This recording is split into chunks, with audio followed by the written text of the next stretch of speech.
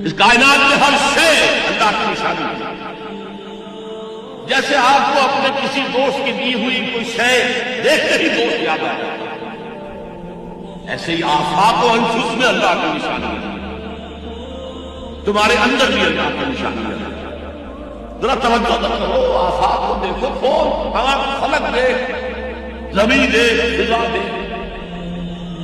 افلا ينظرون الى الابل كيف خلقت والى السماء كيف رفعت والى الجبال كيف نصبت والى الارض كيف سطحت فذكر انما انت مذكر۔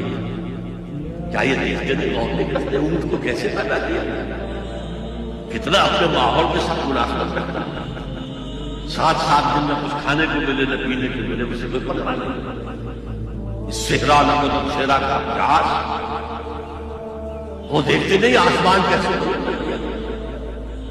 دیکھتے نہیں پہاڑ کیسے گاڑ کیے گئے، دیکھتے نہیں زمین کیسے پھیلا دی گئی۔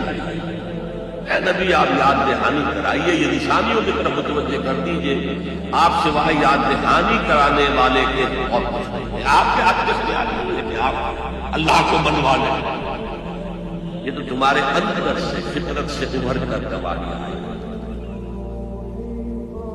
اب دیکھیے اس کے لیے آیت جسے میں یہ قرآن مجید کی طویل آیات میں سے جیسے آیت البر پڑھتا ہوں، ان فی خلق السماوات والارض واختلاف اللیل والنہار والفلک التي تجری فی البحر بما ينفع الناس وما انزل اللہ من السماء من ماء فاحیا به الارض من بعد موتها وبث فيها من كل دابة وتصريف الرياح والسحاب المسخر بين السماء والأرض لآيات لقوم يعقلون۔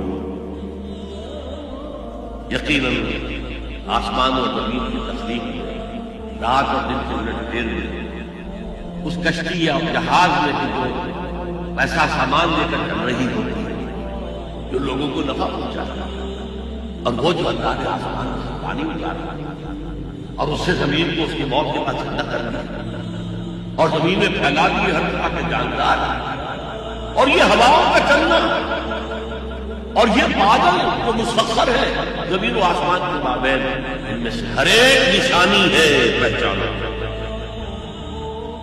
کیا مطلب؟ تم نے کسی مصور کی تصویر دیکھی، تعریف تصویر کی کرتے یا مصور کی؟